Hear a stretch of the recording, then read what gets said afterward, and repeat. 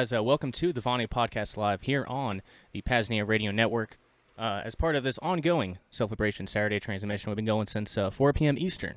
Sure hope you've enjoyed all of the PRN programming, deprogramming today. If you've been here, kicking off with Thane Riddle's Cloak and Dagger, followed by James Cordoner's Voluntarist Academy, and now the special live edition of the Vonu Podcast. A few Vonu housekeeping notes before we get rolling. Please join us in our PAZNIA Committee of Correspondence group on SimpleX. That's PAZNIA.com / SimpleX Radio. That is the short link. The chat is truly hopping with extremely technical discussions on 3D printing, Brown's gas-fueled or solar-powered mesh network balloons, and other truly crazy shit. But I'm having fun keeping up with the conversation. I'm sure you will too, and you should get involved if you're doing any of this research in physical space and time. Again, that link is PAZNIA.com / SimpleX Radio. Second, please head on over to xmrchat.com / PAZNIA Radio and leave us a message along with a Monero donation. We love hearing from our listeners and, of course, appreciate the support. The money is being reinvested in PRN to help us accomplish our long-range goals, things like pirate AM/FM stations all worldwide, shortwave, and other ways to truly spread this entertainment and propaganda everywhere. Finally, I want to tell you about the PAZNIA site, PAZNIA.com, PAZNIA.com. If you're new, I definitely recommend browsing to the main page. Browsing the main page, you'll get a lot of your questions answered, and maybe some curiosities answered too. There you can check out our services and marketplaces, things like PAZNIA List, the Craigslist of the Second Realm, PAZNIA Seed Exchange, PAZNIA.chat, our own self-hosted Jitsi server, Jitsi being an open source encrypted version of Zoom. You can read or sign our Constitution and Declaration of Independence, and you can order some one-of-a-kind PAZNIA merch there at the PAZNIA shop. And if you head on over to PAZNIA.com / radio, you can keep up with everything we're doing here at the PAZNIA Radio Network. From the full schedule, ways to reach out, ways to stream, and much more. But let's go ahead and get on with it. Today I'm joined by Cory Hughes, host of the Bloody History podcast and author of two books, Warning from History, and I actually don't know the title on the second one. We'll have him tell you that in a moment, but it's on the multiple Oswald theory. I own A Warning from History. Haven't read the entire thing yet. I did read the Thornley section because that's of particular interest to me, as we'll talk about. The multiple Oswald theory. I've heard him talk about it on a number of podcasts, and the way the research is developing is truly, truly fascinating. So, I've consumed. He's got a couple documentaries out there. They're 5 or 6 hours long. They're long as hell, but I've watched them multiple times. They're truly, truly, great pieces of work. And I've consumed a lot of his podcasts and guest appearances. And there's really no one better on the topic of the JFK assassination or the history of the 20th century and how we got here than him.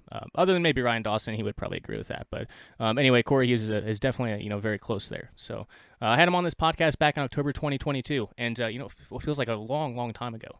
Then I thought I would close the book on the JFK Kerry Thornley, investigation as far as the Vonu Podcast goes. But listening to his 15 or so episodes on Kerry Thornley, I think they were last year, I knew I'd have to have him back on some point, and that day is very happily today. We'll get an update on Kerry Thornley and his shenanigans from the 1950s onward into the 1970s. We'll see what new things Cory has learned regarding the JFK assassination. And in an hour, 9 p.m. Eastern, 8 p.m. Central, we will take your calls. The link to call in is PAZNIA.com / call2. Again, PAZNIA.com / call2, and that link will bring you right here into the Jitsi chat. And there is an app if you can download if you like to. But all that said, Cory, brother, welcome back to the Vonu Podcast, and welcome to the Vonu Podcast Live for the first time. How's it going, man? Good. Thank you for having me. Hey, for sure, man, for sure. So, like I said, I remember back in 2022 listening to, It was that long ago? It was. I had to go back and check. It's been a long ass time. Yeah, it's been a long time. But yeah, at that time, man, I thought I was done with the JFK. So, I didn't give a shit about the JFK assassination anymore. It was just on a podcast feed that popped up, and within a few minutes, you were going deep on Kerry Thornley, and it sparked my interest because we published a book. Let me flip this over here. Actually, I'll leave this there for now. But we published a book called The Permanent Floating Voluntary Society back in, I think it's like 2019 or 2020. And Kerry Thornley wrote a series of like 5 articles on, basically early seasteading or finding freedom on the open ocean. And I thought it was a really cool, 5-article series. So I put it into book without knowing just who the hell this man was. I learned that from Cory here. But Kerry was also a co-editor to Innovator alongside Rayo, the proponent, I guess the founder of the freedom strategy of Vonu. So it's really like this tie is nuts. And I'll drop another nugget. I know it's not something you're researching, but it's just interesting. The types of people that were in these publications, as we'll talk about. But I guess to hear that Kerry Thornley wrote a book on Oswald called The Idle Warriors years before JFK assassination, was the one that shot and killed Officer J.D. Tippett, that he was the second Oswald taken out from upstairs of the theater, and was likely deep naval intelligence, recruited from a very early age. My interest was more than fucking peaked. I'll put it that way. I read 2 books on the subject, Caught in the Crossfire, Kerry Thornley, Lee Harvey Oswald, and The Garrison Investigation by Adam Go-Rightly, and In History's Shadow by Joe G. Biles. The first book was much better, and it had some archived letters from Thornley that are, like in other places, basically admissions of guilt. Truly astounding. Like, it's truly astounding, and to think that he was writing these things in libertarian publications, a few years after all this transpired. It's hard to reckon with, which I think I mentioned last time we talked. Even it's hard to reckon with. But now, Cory, as you well found out, you can't talk about the JFK assassination without talking about Kerry Thornley. But I want to tonight basically, go through the JFK story, because I know we've in a few of our messages, you've shared some stuff you found recently, and the Kerry Thornley story starts earlier. So I want to kind of focus on him and kind of go through the assassination, his role, and all that good stuff. So Sure. let's go ahead and I guess, but first, before we get into that, for the folks who may be new to you, tell listeners a bit about you, your background, and your books. So I'm an ex-cop, and I worked crime scene for many years, and I worked the road for many years. I have degrees in criminal justice, public administration, crime scene technology. And so my background is all law enforcement. I'm an expert at all things law enforcement. And so when I got into Kennedy, it's one of those things where you can't do it casually and expect to get anywhere. And so I made the decision a long time ago that I wanted to do it full time. And fortunately, I run a company that does podcasting and books and documentaries and stuff. So it gave me the freedom, the time freedom to do it. You know what I mean? And so I'll tell you what, man, being a historian is a hard road to choose, because you don't make money by reading books, right? And so you got to do something with that information. And so you know how hard it is to get off the ground in an independent media, framework. It's taken a decade, yeah. Right, exactly. I've been doing this same thing. I've been doing this 11 years at this point, right? So, and I'm barely anywhere, or you know what I mean? Yeah. So just starting to see maybe some fruits. Yeah, like barely, and just barely, just seriously, it's the lowest possible level, and so it's a hard road. And so not a lot of people can do it because of the emotional toll it takes on you, because it really does. And so, but I made that decision in 2008, and I just had to know what the hell happened, because I was tired of people giving us this stupid answer of the CIA killed Kennedy over Vietnam. Like, shut up with your propaganda. Okay. I knew it was propaganda before I even started. And so I needed to know what really the deal was. And so, yeah, that's why I made the decision to do this. And so it's been the greatest decision of my life, honestly, even though I'm broke and like barely anybody knows who I am. Right. I have found what I consider to be the answer to the greatest mystery in history. And so, yeah, I can pretty much die a satisfied man. You know what I mean? The answer everyone wants to know, I feel like I know, and whether people believe me or dig into my research or not, that's fine. I don't care. And so it's very self-satisfying. And so the things I'm digging into now are things that even just a couple of years ago, people would have called you crazy for even thinking. And that's regarding the 2 Oswalds.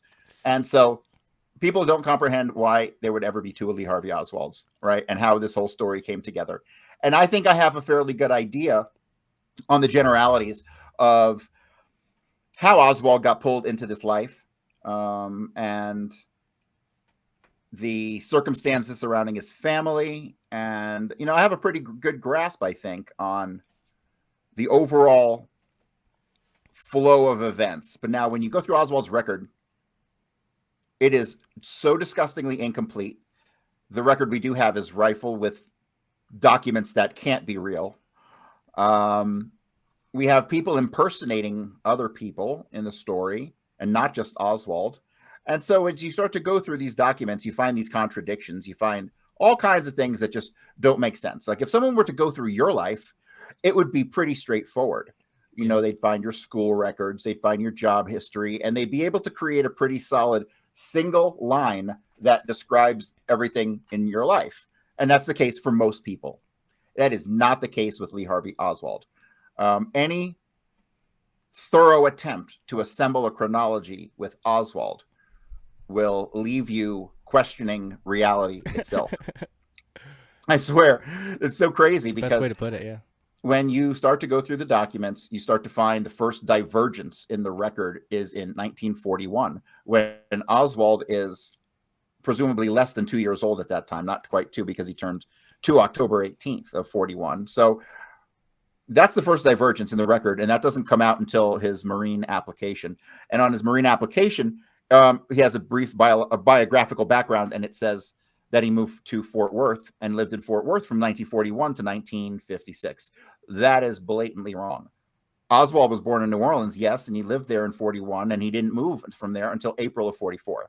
So then we have that first conflict in the record. Then we have a conflict in the record in 1945 when Oswald is both attending the Benbrook Common School in Benbrook, Texas, and he's on the road with his mother and her husband, Edwin Ekdahl, up in Boston and on a road trip till roughly February of 1956, right? So we have another record of Oswald being in 2 places at once. Then we get to like 1947, same thing again. 1948, oh my God, it continues. This is a pattern that pops up with every residence, every address, every alleged job Oswald ever had. There is conflict in the record. And when you dig deep enough, you'll find that there are witnesses who pop up in other parts of the country who like knew Oswald, went to school with Oswald, have and they knew him from before when he was younger in Texas, right? And this is after he had moved to New Orleans. And so, yeah, this is crazy stuff that's been going on with Oswald's history. And so that doesn't really have much to do with Kerry Thornley, but that's the background. And, well, that's a good start, though. And maybe we should start there because obviously it's subject to your book and what I was going to talk about anyway. And if we want to go in a chronological order here, that would probably actually be the better way, kind of going through as you kind of were, and let people know the title of your newest book. But kind of keep going through. I guess Oswald's history and when that overlaps with Thornley. And I guess we can just keep rolling from there. My new book is called Lee Harvey Oswald in Black and White, Volume 1. And it's going to be the first of 4 volumes, the 4 volumes will cover Oswald's entire life. Oswald's life between 62 and the end is a different story than the story of the Kennedy assassination between that same time period, right? So you have to really realize that the study of Oswald and the study of the Kennedy assassination are 2 different studies. They have nothing to do with each other.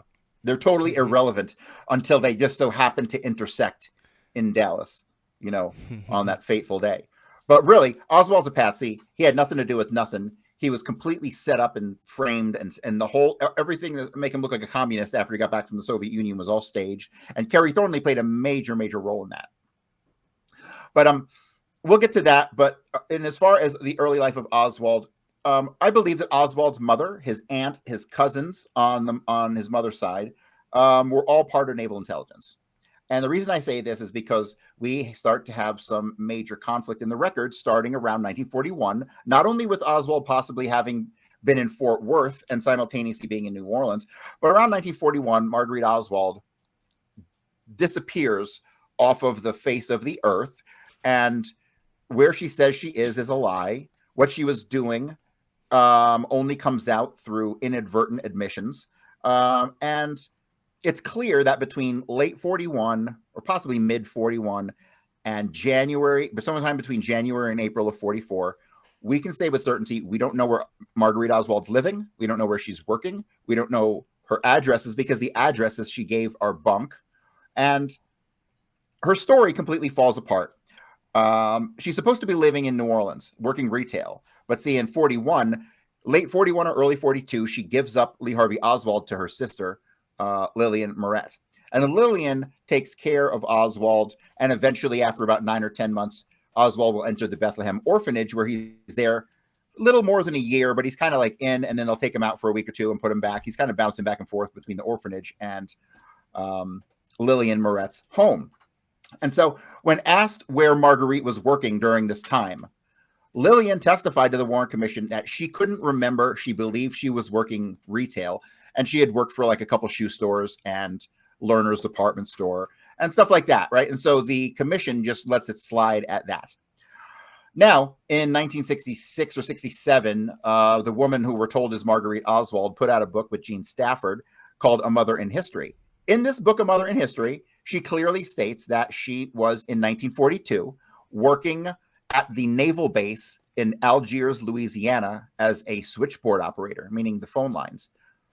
This is a massive confession that exists nowhere else in the written record on the Kennedy assassination about Marguerite Oswald, except for her one page in her book that she wrote with Gene Stafford.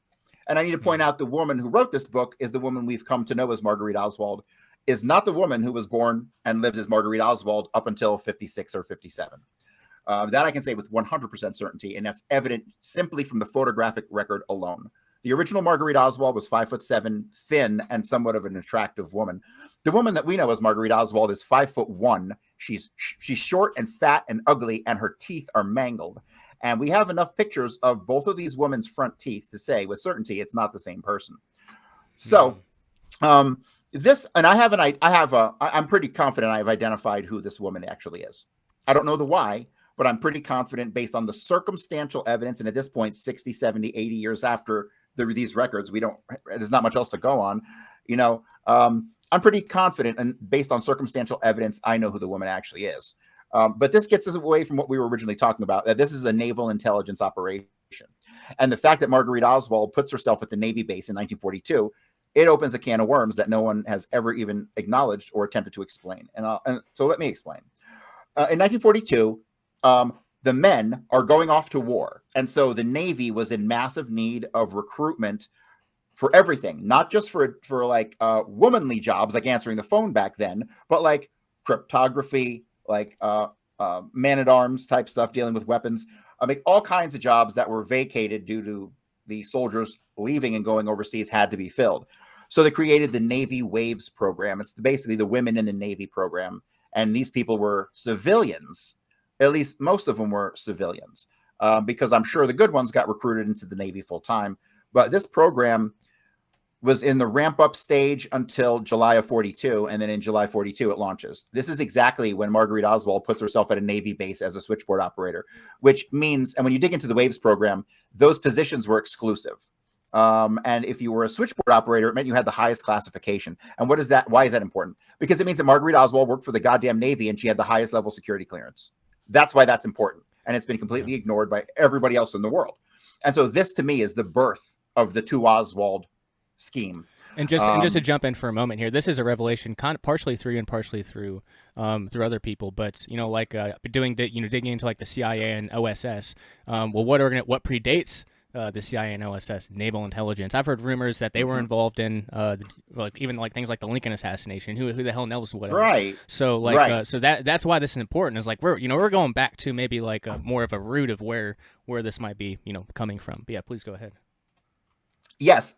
So I'm starting to come to the realization that naval intelligence was the CIA before the CIA, going back to probably the 1700s, right? Probably going back. They had intelligence during the Revolutionary War. So I'm sure that whatever that intelligence body was didn't ever go away. You know what I mean? It just changed forms over the years. Sure. Another organization that was really important between 45 and 47 was Army Intelligence, Army CIC, particularly in Europe. And I never really made that connection until recently when I read through the Reinhard Gehlen stuff. But Army CIC played a major role in managing global intelligence between the time of the OSS and the CIA. But yeah, naval intelligence, major heavy hitters in this covert world. And to me, it's pretty obvious that this is a child grooming operation, not necessarily to kill a president. But to me, this was like, I think that they recruit families because families are more loyal. When a child is growing up, if the intelligence world can get their hands on them as a child, and the relationship with the parent is pre-existing, right? If their parent's a spook, you hear a lot about, intelligence families. And so I think that's why they do it. I think they get the kids in the loop because then the association between the agency and their parent is the same. So they feel like betraying the agency is like betraying their parents. You know what I mean? So I think that's why they go after, that's why these child grooming operations, I believe, existed. And if this was the case with Oswald going all the way back to the 40s, how many other people were involved in these type of operations as well? And this is a huge part of what I think they're really hiding. with the Kennedy assassination, because I don't think anybody in government today, even the intelligence world, maybe a handful of select people, know the details of what happened with the Kennedy assassination. I think most of the documents are gone. No one's sitting around, informing the new hires of who killed Kennedy. So I think that, you know what I mean? So I think as far as the documents they release a lot of stuff that they don't understand, right? Because some of the greatest documents in the world, like the Kerry Thornley affidavit to Jim Garrison, it's a confession letter, period. It's a confession. 50 pages of I did this, but oh my God, I'm innocent, right? That's what the damn thing says. Yeah, and he's connected to 8 or 9, super connected people in the conspiracy. It's like, yeah. Right. So, like the person who released that document had no concept what was in that document. They had no idea. You know what I mean? Mm-hmm. Now that came from Jim Garrison's collection, but I promise you the FBI had a copy of that. And Jim Garrison's collection was mostly destroyed. So it's a miracle we have that document. But there are other documents that came out that have great data in them. But like a Joe Schmo working for the CIA today, he doesn't understand what he's reading. No clue whatsoever, So I think they either just get rid of documents in bulk. But another thing about documents, and there's a lot of call for documents, I think it's kind of a waste of time because I don't think the real juicy stuff they put on paper. The real juicy stuff comes down to like the meeting with where I put Kerry Thornley and Perry Russo and Clay Shaw and David Ferry in September of '63 discussing the assassination. That's the kind of thing that's not on paper. The only reason we know about that is because Perry Russo disclosed it to Jim Garrison, but that wasn't on any CIA document. You think they're acquiring weapons from the mob is going to go into a CIA document? No, right? So people are asking for documents. I'm like, you don't even know what you're asking for, and that's the case. There's no point in asking for any more documents. We have all the good stuff, and the stuff that I do want is the stuff on Oswald, all his early life stuff. That's the stuff I need. Standard biographical stuff, school records, like stuff that wouldn't have to be the subject of a report, but that would be standard documents from his life that were collected by them over the years. You know what I mean? So Oswald's life, like I think that the actual interactions with intelligence really started when he went to the Marines. The Marines were pivotal. And this is where Kerry Thornley comes in, but he doesn't come in until roughly March of 1959, and Oswald enters in October of 1956. So Oswald gets into the Marines and he goes to San Diego and he's at Camp Pendleton, allegedly. I'll say allegedly for some things because if there's conflicting information, I'll just say allegedly. So he allegedly goes to Pendleton. We have witnesses who saw him at Pendleton, but then we have the eyewitnesses who saw him at Pendleton. Some of them say that they went with him from Pendleton to Memphis, Tennessee, where he went to airline mechanic school. And that's not the story. And that's not what he did, because we have pictures of Oswald in Biloxi, Mississippi at a time when he would have otherwise been at Memphis, Tennessee. Right. So the duplicate Oswald stuff that you see all through his early life doesn't stop when you get to the Marines. It only gets worse. We only have one set. Here's the funny thing. We have one set of like duty rosters for him. And we have one like set of Marine diaries showing where he is. But then we have people coming out of the woodwork saying, no, I knew Oswald over here. I was on this boat with Oswald and he was working guard duty. I was over in the Philippines with him and he was on mess duty, right? So we get all this. We have a standardized record, which obviously they curated before letting us have. And they didn't really count on people like John Armstrong, who was, in my opinion, the single greatest investigator ever in Kennedy. As far as his work, his conclusions were half garbage, but his work itself, the level of detail is no one's ever come close to what he did. And the information that he dug up on Armstrong while in the Marines and about talking to people who knew him in 3 different places, you know what I mean? It's just wild. It's obvious there were more than one Oswald, and they were covering this up. And if they're covering this up in the Marine record, it means they knew it at the time of the Warren Commission. And if they knew it at the time of the Warren Commission, they knew it when Oswald was there. And so the whole thing is a big intelligence setup. There's no other way to interpret it. There's no other way to account for the cover up in the documents. And so Oswald gets back. We'll skip to like when Oswald gets back from Atsugi. And so a lot of controversial stuff happened in Atsugi and in the Philippines. But he gets back around the end of December 22nd of 1958. It goes on break for a couple of weeks, comes back. And then he goes into like from mid-January until March. He's in Yuma, Arizona, where he does like some drills. He's off the coast of California somewhere, I think like maybe San Diego or San Francisco. And he was doing like some other kind of Marine drills. And then in March, this is where it gets really odd because there's no reference to him speaking Russian. No well, there's some communism stuff, but it doesn't pop up until later. We don't learn about it till later. But we have no indication that he's ever had anything to do at this point with Russia or communism or the Russian language or none of that stuff. There's never been voiced an interest ever. But all of a sudden in March of 59, he takes a Russian test, which he didn't do great on it, but he got a bunch of words right. It was a word test and he got more right than wrong. And so that's weird, right? So why would they give him a test in the first place? And when did he learn to speak those Russian words? We have zero record of him ever having tried to speak Russian before that. After that, he is now alleged to be carrying Russian books or listening to Russian records. And they do these like variety shows where he'll get on the microphone and he'll read from Russian books. So people told the Warren Commission and HSCA and other people that, yes, they knew that he spoke Russian because they heard him speak Russian while he was at Santa Ana. This is the time period that Kerry Thornley comes into his life. And I'm convinced at this point that Kerry Thornley was intentionally put with Oswald because... Do you think he was impersonating with some of the, I guess, the Russian and communist stuff even that far back? Do you think he was doing... No. No? Okay.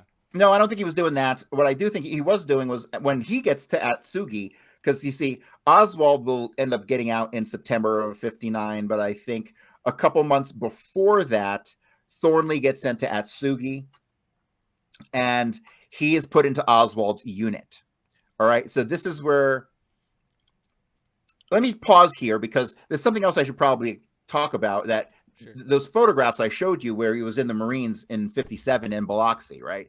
So when I see that, what it tells me is that they're sending, because Thornley's not supposed to be a radar operator, and then all of a sudden he's a radar operator. If you look at how his training went and what's listed on his actual training, his training as a radar operator, well, he didn't take the radar operator course. He took the same course that Oswald did. But he's in Biloxi from approximately July through December of 1957. On his record, it says that he's out at like in California somewhere, but he's not in California. He's at Biloxi. So they covered that up for some reason. So he learned the aircraft stuff. During this time on his roster, it's saying he's doing AAA man. And then after AAA man, it says he's doing retraining. So the duty that he's supposed to be at is in California doing retraining, but he's actually in Biloxi going through electronics, first airline electronics, and then the basic airline control operator course, just like Oswald did. And why did they hide that from his record?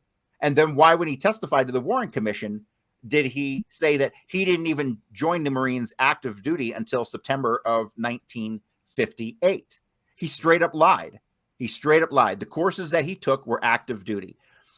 His basic training on his duty roster is active duty. After his basic training, when he goes to AAA man, and this is only in... hell, the end of 1956, it says transfer FR active duty. I don't know what that means. It probably means transfer from active duty, but I don't know why they would say that.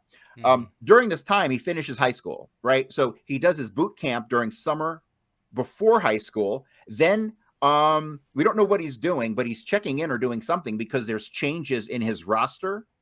Like he was doing this and then they changed him to doing that at a time when he's supposed to be in high school. So I don't know what's going on with that. After high school, he will then go to Biloxi. And that's all hidden. Why? We don't know. But he goes to Atsugi, Japan. He's in Oswald's unit, and he gets out there. He starts asking questions about Oswald.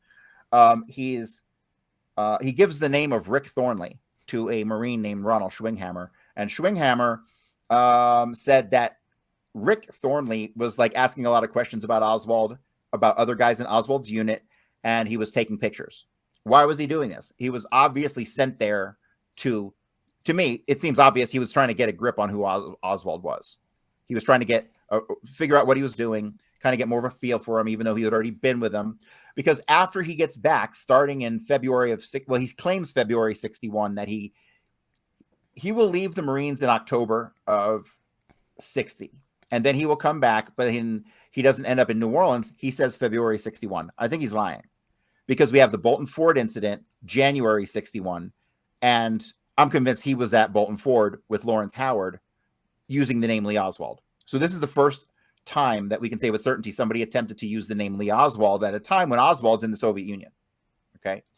And so I put him in the intelligence loop, connected to all the people he needs to be connected to by probably January 61. Because we don't know what he did. It was allegedly 2 months he spent in Whittier before going to New Orleans. I don't believe that for a split second. The guy's a liar. And so we can't trust anything he says. We have to have some sort of corroboration for everything. Mm-hmm. And the reason I put him at the Bolton Ford is because of the description and the height. He was the same height as Lawrence Howard. It couldn't have been William Seymour or any of the other Oswald impersonators, because he would have been shorter. But Kerry Thornley was 5'10". And so Lawrence Howard was generally, I think he was 5'11", but he was generally the same height, whereas William Seymour was like 5'7". Big difference. But these guys were very similar in height. And the other person was a pockmarked Latin guy, very husky. Always Lawrence Howard when you get that description. And so, yes, so he's in the intelligence loop way back then. And I think Kerry Thornley got recruited into intelligence when he was a teenager, like 15 or 16, when he won the Voice of Democracy contest out in Whittier, California. I think that was it. Yeah. He was a nerd in high school, man. Like, that guy was like, he would enter science fairs. He's smart as shit. That's why, like, I tried to justify before, like, oh, he kind of got looped into something that he didn't know. No, he wasn't a dummy. He definitely wasn't a dummy. He was like, he would win essay contests. He was like he would win debates in the debate team. I mean, that's the kind of guy he was. He was like a straight up, he was a straight A teacher's pet kind of student. Then when you look at his Marine record, this blew me away. His Marine record, you get a proficiency score. And I think it's like out of like 4, I think it's out of 4.0. And like, he got like 4.0 or like 3.9 on every single thing. I mean, he was not a slouch like Oswald, even though he tries to tell us he was a slouch like Oswald. You know what I mean? And so everything about his behavior, his lying about his Marine record, his kind of sloughing it off when it was obviously very important to him, and he did excellent in it. This to me just reeks of intelligence cover up. But I would love to have been there. I would love to have been a fly on the wall when he got to talk, hey, this is what we really do, because I think all spooks get that talk at some point from somebody. And that would have been a fascinating conversation to hear. Yeah, no, certainly. So, so yeah, I guess a question I guess we should, and we can work through it with the conclusion, but just to make sure the audience is with us, and this ties more into, again, not necessarily JFK, but more just, I guess, 20th century intelligence.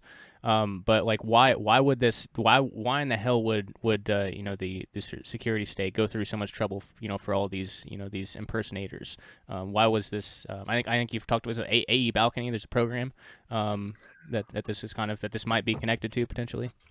Yeah, so the AE Balcony thing is, my opinion on this has evolved a little, and AE Balcony absolutely has to play a role, because AE Balcony was the program that was involved in getting spies into the Soviet Union, into the states that Oswald went. He went to Belarus, and that was one of those Eastern Bloc states that was under the AE Balcony umbrella.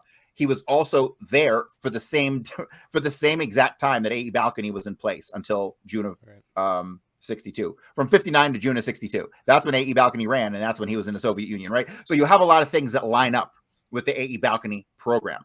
Here's where I now have a problem with him being a direct participant in that, and that's because there was this theory in the two Oswalds that one of the Oswalds was actually, from an Eastern Bloc country who spoke fluent Russian and was brought to America. I am absolutely convinced that is not the case anymore.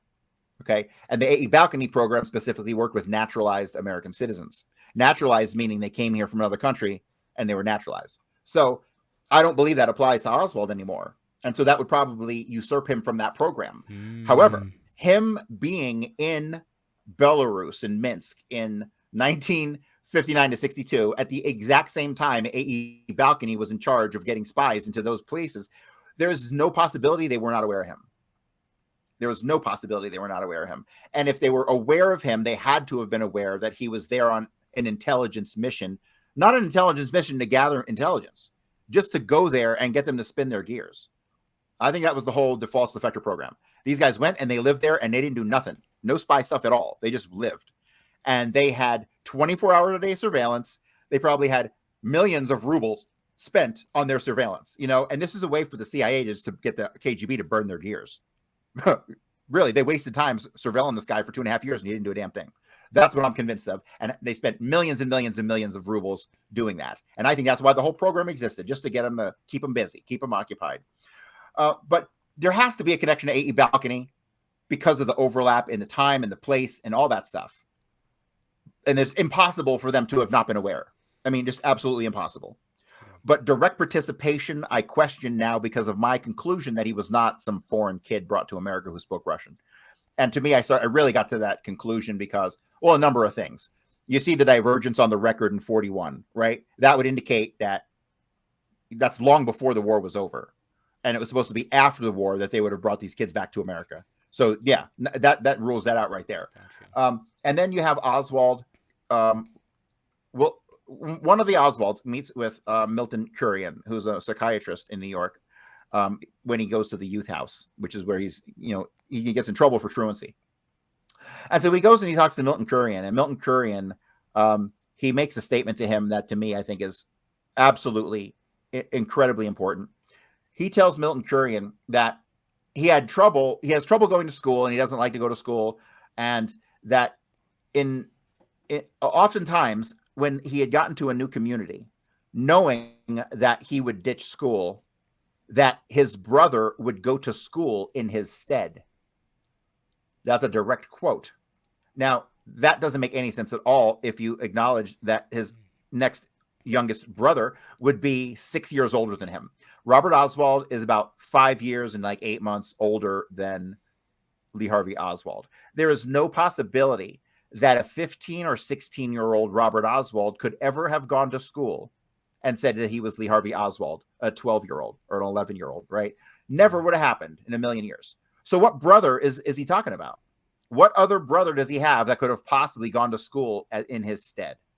And to me, this is the single best explanation we have of the two Oswalds, that they were brothers, and that's how one could get away with going to school in the other's stead. And they look awful damn alike, which means that they're either twins, fraternal twins, born on October 18th, and possibly one on October 19th, 1939. That's a possibility. Or Marguerite Oswald had an affair with Harvey Francis Oswald, who's Robert Oswald's brother, and that the other Oswald was born, 10, 11 months later. Like, she got right back to it. It's one of those two possibilities. It has to be one of those two possibilities if they're brothers. There's no other time frame or personages or nothing like that. And one thing I have to tell you, that Marguerite Oswald was a horrible human being. She was promiscuous. She cheated on every man she was ever with. And the idea that she would hop with Robert's brother immediately is like par for the course for me at this point. Makes perfect sense, huh? Right. And another thing, he had some kind of relationship with her because Robert Oswald dies August 19th, 1939. He had a heart attack while mowing the lawn. Marguerite Oswald attempted to have him buried the same day and didn't notify the family. They found out about this and it caused a major uproar, and they basically disowned her and they never spoke to her ever again. Robert Oswald ended up being buried the next day, and he was not buried in the Oswald plot. He was buried in the Claverie plot, which should have been ultra offensive to the Oswalds. Like, Marguerite Oswald stole the body is the bottom line. That's how it goes. And so the only family member who continued to talk to her was Harvey Francis Oswald, Robert Oswald's older brother. And he's the one who signed off on Lee Harvey Oswald's certificate of live birth, because there's no birth certificate for Oswald. We don't have that. Birth certificate for Oswald doesn't exist. It existed at one time. We don't have it, though. And all we have is the Declaration of Live Birth, which was signed like 5 or 6 days later, attesting to the fact that there had been a birth. Like the thing with Obama, right? Obama didn't have a birth certificate. He had the certification of live birth, which is a different thing. That's exactly what Oswald has. Nobody has Oswald's birth certificate, but yet the FBI references 2 different birth certificates in the FBI documents. So it might have existed at one time. It might not have. We don't know. We don't have a clue. It was for Harvey Lee, not Lee Harvey, huh? Maybe. I would be willing to bet. Because that Harvey Lee pops up so many times. I counted just in my book 6, like what I called real-time examples of the use of Harvey Oswald by allegedly Lee Oswald, and going back to when he was a kid. And even his brother, when in 1962, when he gets back from the Soviet Union, he meets with his alleged half brother John Pick on Thanksgiving, and when he put his name into John Pick's address book, he wrote his name as Harvey. So that's weird. That's weird. So that means that I've never wrote the wrong name for myself. I don't know about you. No, never. No, never. And people who knew him as Harvey. And then when you go through like the FBI letters that were written, the collection of letters by the FBI, they have letters that were written to Marguerite Oswald by people, just from out there in society. And a bunch of people wrote to her saying, we're really sorry about Harvey. We knew him and we loved him and he was a great guy and all this stuff. I was like, what are you talking about? Right? He didn't have any friends. What are you talking about? We all loved him. Where are his friends? What friends? He's a loner, right? That's a story. So, and these friends, I can tell you, got to be connected to Knoxville, Tennessee, somewhere, because I have been able to kind of sort of put into a decent chronology of certain of the alleged sightings of Lee Harvey Oswald, which I determined actually probably were the person we discuss as Oswald and not an impersonator. Most likely at Antioch College and at the Atomic Energy Museum up in Tennessee, just outside of Knoxville. Because you see, you have the timeline where Lee Harvey Oswald goes and speaks at the Jesuit school in Mobile, Alabama, at the end of July 1963. But we then have allegedly him signing into the Atomic Energy Museum, and it's dated a day or two before that. And then we have an alleged sighting of him where he gave a talk at Antioch College in Ohio, and it had to have been at the exact same time. And so I kind of like figured a bunch of stuff out by putting that into a chronology and then debunking the statements of everyone who lied about that. Like I can tell you with certainty, Marina, Ruth Payne, and the Moretz all lied about Lee Harvey Oswald driving to Mobile, Alabama. They all have the same story when they left New Orleans, when they got there. All of it conflicts with the alleged sightings of Oswald up in Tennessee and Ohio, which I honestly, at this point, I doubted at one point. I believe them now. I genuinely believe that they were the person we know as Oswald up at those places. And that meant that those people, his family, lied about it. So why are they lying about him going up to the Atomic Energy Museum in Tennessee? Why are they covering that? Why are they covering for him giving a talk up at Antioch College? I don't know why they're covering for it. Obviously, because that was kind of connected to some kind of intelligence stuff he must have been doing on some level. There's a researcher named Jennifer Lake. You can Google her blog, Jennifer Lake's blog, and she has an article called Atomic Agent Oswald, where she basically implies he was a undercover agent that worked in the atomic field, and that this was kind of an indication that he did that. And I'm like, that's interesting. Another thing that's interesting is, so one of the letters I just mentioned was written to Marina Oswald. And it said, and it was signed by D.A. Wolf, and it was from Knoxville, Tennessee, where the Atomic Energy Museum was. And this is the guy who said that, we all love the Harvey and this and that. And so I start looking for D.A. Wolf connected to the Atomic Energy Museum.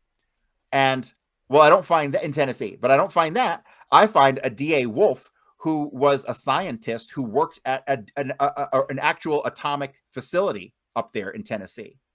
So I'm like, wait a minute. So we have a nuclear scientist in Tennessee named D.A. Wolf, and we have a D.A. Wolf writing to Marina Oswald from Knoxville, Tennessee, the same place as this atomic facility. I'm like, holy shit. Oswald was dealing with some atomic scientist for some reason during the summer of 63. Ooh. Why? Why is this going on? I have no idea. I don't have any idea. But he obviously had introduced himself to this guy as Harvey, because that's what he wrote in the letter. He actually writes L. Harvey Oswald, and then for the rest of the letter, he just refers to him as Harvey, because that's how he went. And so, yes. So if you actually start to pluck all the real-time usage of the name Harvey Oswald, I could probably think of like 9 or 10 right off the top of my head right now, and I'm sure there's dozens more that I don't know about. And see, that will paint an entirely different picture than the Kennedy assassination story we all know, Yeah, No, it's certainly different. And it's kind of why it resonated. Is obviously the Kerry Thornley connection was important for me personally, but Garrison knew about Thornley. You talked about this. I mean, Oh God, yeah. he was on top of so much of this stuff. I guess I want to make sure to get back to kind of the Idle Warrior. I want to make sure to mention the Idle Warriors and get back to Thornley, but at least. Oh gosh, well, I don't know.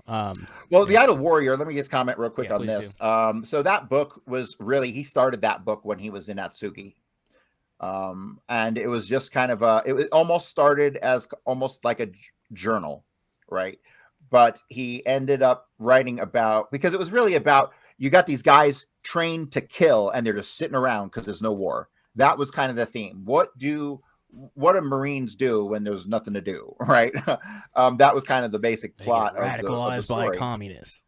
And then he says that, so here's the thing, like, Oswald goes in late 59. He says he writes the book about Oswald, but really he had already started the book before. And then he kind of inserted the Oswald character after Oswald defects. That's kind of the story. I kind of question that, because in 1960, he gets, like, immediately upon getting back, because he leaves the service in October of 60, and this newspaper article I have was from 1960, so it must have been between October and December. There's a newspaper article about Kerry Thornley and his book, The Idle Warriors, and this article is from Whittier, California, in that time period, and it doesn't mention Oswald at all, and Oswald had already defected and was well known in the news. So why would they not mention Oswald in that article?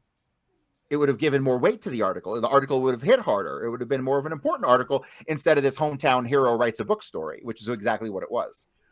It was Kerry Thornley wrote this book, and he's a hometown hero, and he was awesome in school, and we love Kerry Thornley. I mean, he was like he literally was like a hometown hero. And so, yeah, so that was like the first public acknowledgement of his book. And so the evolution of that story over time is wild, because he ends up getting to New Orleans, and he will end up, well, here's another thing. Everybody he communicated with in New Orleans was CIA. So he goes and he first works for the Foster Awning Company. But the Foster Awning Company is where he happens to meet Gary Kirsten and brother, the spook guys who he ends up, putting the blame on later. So there's more to that story than it's just the Foster Awning Company, right? It's obviously a front, because there's another spy working there that he ends up meeting and gets connected with. Then after that, he ends up going to work for Kent Courtney, who was like an ultra right-wing propagandist who had a newsletter funded by the CIA. And then from there, he gets introduced to Martin McAuliffe, who's a professor at LSU, and he's introduced to Martin McAuliffe by a woman named Joyce Talley. Martin McAuliffe is clearly CIA, and he introduces him to Guy Bannister. So every single person that Kerry Thornley interacts with and confesses he interacts with when he gets back to New Orleans is all at a minimum, highly suspicious to be CIA, right? At a freaking minimum, right? Weird people that are involved with weird stuff that most people aren't involved with, right? And that's all he's interacting with when he gets down to New Orleans. But here's the funny part about the Idle Warriors connection here, because he meets with Martin McAuliffe through Joyce Talley, allegedly because Joyce Talley gave Martin McAuliffe a copy of the Idle Warriors. Martin McAuliffe read it and thought it was like the greatest book ever written, which is like the dumbest thing I've ever heard. And so they meet at like the Bourbon House or some other cafe, and they meet a couple times. And then after they meet a couple times, Martin McAuliffe will meet with Kerry Thornley and Guy Bannister, allegedly for them to discuss the Idle Warriors. Again, my eyes can't roll back in my head far enough. This is the dumbest story I've ever heard. This guy is a hack. He is not a brilliant writer. I don't care how smart he is. His book is, he's not a good writer. He's just not. Have you read The Idle Warriors? I have a PDF of it, and I've skimmed through it, and okay. I swear, I start to read his writings, and my eyes start to just glaze over, and I'm like, it wasn't the next American masterpiece. No, my God, this guy is so full of himself, and his perception on things swings. You don't know what he believes about anything, because he swings from the left to the right to the up and the down in 2 sentences. I mean, it's almost like he was taught this in some CIA obfuscation course. But he's the perfect guy to recruit for intelligence. basically a ass kisser in high school, super smart, won all the contests. Boom, that's a guy you can mold.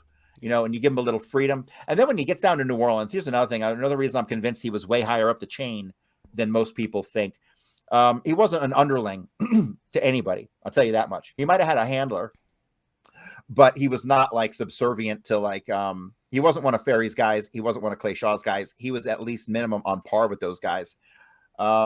Because when you read the writings or when you read the testimony of Perry Russo made it really clear that the person he thought was Oswald, which was clearly Kerry Thornley, the bearded beatnik with the dirty fingernails. And it's at the same time period in September 63 when Kerry Thornley gets back from his trip to Whittier in Mexico City.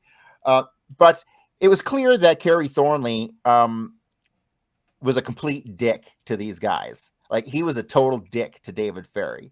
They were not buddy or chummy. And Kerry Thornley often didn't associate with Ferry and his friends that he brought over to the house, and he would stick to himself a lot. And that told me, and he would make snide remarks to David Ferry, and that told me everything I needed to know.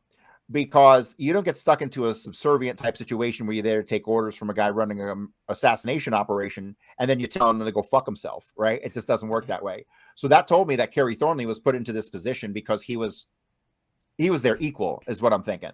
And then when the dots get all connected to him going to Dallas and being involved with the tippet shooting and all that stuff, and then the fleeing to the Texas theater, that whole series of events to me completely corresponds with David Ferry going to the tippet shooting from the Knoll, and then when you realize they got this relationship, this intelligence-based relationship, which Perry Russo to me was the proof of, or at least the strongest substantiating element, I'd say, instead of proof. Then the whole thing falls into place, and you realize that the phone calls that allegedly David Ferry made while he was on his alibi trip from the Alamo Motel, he calls WSHO and WDSU, radio and television stations in New Orleans, and the whole thing just seems pretty obvious. The relationship there, that's why they were together on the tippet shooting. That's why the phone calls were made to those radio stations. And then Kerry Thornley ends up back in New Orleans. So where Kerry Thornley's alibi has been pretty obfuscated. Some of the documents will say he was at work on Friday. That's not true at all. He ends up admitting to, I forget if it's in the Garrison confession letter or where it was, but he acknowledges that he wasn't at work until Saturday. But I don't even know about that. And that job had to have been some sort of cover job, because I can say clearly he was at the boarding house in Dallas. And there were a lot of days that he was at the boarding house in Dallas in the weeks leading up to the assassination. Therefore, he couldn't be working in New Orleans and living at the boarding house simultaneously. Therefore, when I look at everyone else's job, Oswald's job, William Seymour's job, everybody who allegedly had a job didn't have a job. They were fake jobs. They were front jobs, like beach welding for William Seymour. Beach welding gave William Seymour an alibi for November 22nd. When I can tell you with 100% certainty, I bet my life on it, that guy was in Dallas. Okay. So you have jobs covering for people. And I think that's no different than what happened at the cafe that Kerry Thornley was working at in New Orleans, because he even admitted that he wasn't there till Saturday. He has no alibi for Friday, So he's an interesting study, because there's a ton of obfuscation and very little written from the perspective of him as a suspect. It's always he was just Oswald's Marine buddy and doesn't really know much, and that's kind of how he's been played off. Yeah, and that I guess. Yeah, it's fascinating. Definitely fascinating. But I guess I would mention we're about 7 minutes come up to 9 p.m. Eastern, and if anyone has any calls for or any questions for Cory, you can give us a call here on the PAZNIA Radio Network, PAZNIA.com/call2. I guess the setup's a little different tonight, so PAZNIA.com/call2. Please note that difference, and give us a call if you do like. But no, like I remember back. Thinking back, like back in 2022, thinking back to all of the times I've seen, the assassinations and like the use of patsies and stuff. Patsies get killed. Kerry was never in any danger. He wasn't killed. He was protected. Like he was taken out. Like we talked about last time, he was taken out of the upper level of the theater. This Oswald right. lookalike who, and maybe you can get into this too, like more of kind of this. more of kind of this this impersonation to where Marina's neighbors couldn't really tell the difference between Kerry and Oswald. Right. They looked exactly alike. So I guess yeah, with that, yeah, go for it. Yeah. So Kerry Thornley had maintained forever that he had no contact with Oswald once he got back to New Orleans.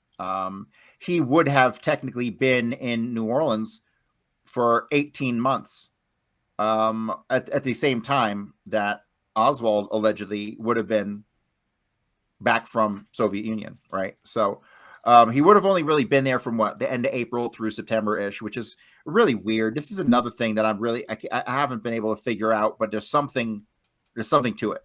For some reason, they had Oswald leave the Dallas-Fort Worth area and go to New Orleans around April, the end of April, and he's there in New Orleans until the end of September, and then he goes back to Fort Worth.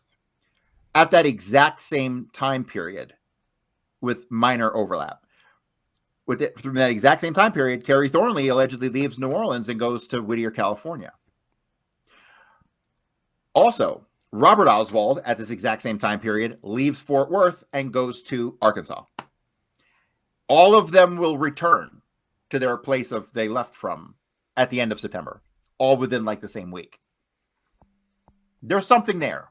They did that on purpose. I don't know why. It keeps me up at night. Robert Oswald undoubtedly played a role in the setup of Lee Harvey Oswald. Unquestionably.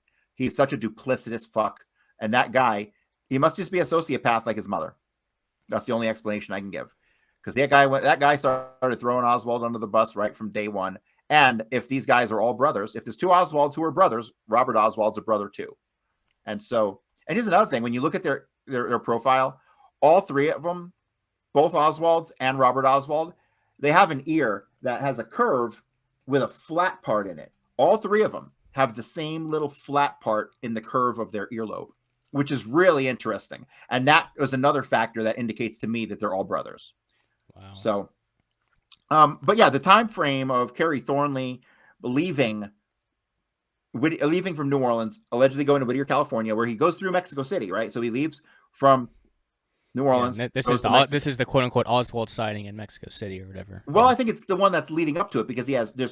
If that was him in Mexico City, which I'm pretty sure it was, because there's no other person in the cast of characters who meets all the criteria who would have to be in order to be the guy down in Mexico City. But that guy went there in May on the way to Whittier. Is Mexico City on the way to Whittier, California from New Orleans? No, just a little out of the way. It's like 1,000 miles out of the way. Okay. So he goes to Mexico City for a purpose, and then he goes to Whittier. And on the way back, he'll pass through Mexico City again at the end of August before landing in New Orleans, September 4th. And then we have the Oswald alleged trip to Mexico City at the end, which would be September. I mean, technically, he had to have left. If it was Oswald, he would have had to have left September 24th, but he didn't because he was in New Orleans on September 26th. I don't think anybody took the buses into Mexico City like we're told. I believe that he was most likely flown into Mexico City by David Magyar, who is the other guy who got a travel visa, allegedly the same day as Oswald. But Oswald didn't get a travel visa. It was most likely Kerry Thornley who went and got the visa. But here's another thing. I think they went and sent people to do Oswald impersonation stuff on paper. Like with the visa stuff, I don't think there was like a picture on your visa or any of that stuff. It was just a piece of paper. And so I don't think that it was really important to send people who look like Oswald to go do documentation type stuff. And I think a bunch of people did that. I think they ended up putting Oswald paperwork in different places, and it didn't necessarily have to be Kerry Thornley who did it. You know what I mean? It was because it was just really to create a paper record of something. But yeah, I think Kerry Thornley was flown into Mexico City by David Magyar. And I think that the FBI pretty much concluded Oswald never took a bus out, and that they were able to determine that he was driven out in a car. So that's pretty much how I think that Kerry Thornley got to Laredo, Texas. And then from Laredo, Texas, I think he meets up with Marina Oswald and somebody else, because Marina doesn't drive. So somebody drove Marina to Alice, Texas, and dropped her off with a car, and they meet Kerry Thornley in Laredo. And then for the next 3 or 4 days, you have a dozen Oswald sightings through Alice, Texas, that completely conflict with the known story. at a time when Oswald is supposed to be staying at the YMCA in Fort Worth, which I have some doubts about too. But we have about 4 or 5 days, October 1st, 2nd, 3rd, 4th, and 5th, I believe, are the dates, maybe even the 6th, where you have witnesses who say they saw Oswald and his wife and child in Alice, Texas. He went to a radio station to apply for a job. But the people said that he had dirty fingernails and he had a little stubble on his face. So it's not Oswald. Oswald was what we would call a metrosexual today. He was like always clean shaven. He always had his hair nice and cut. His fingernails were always nice and trim and clean. So every single sighting of Oswald where he's got dirty fingernails, you can bet it's Kerry Thornley, because that guy was a slob. And that's the description of him all through Alice, Texas. You know, he got a day or two of rough stubble on his face, dirty fingernails, had a kind of an attitude.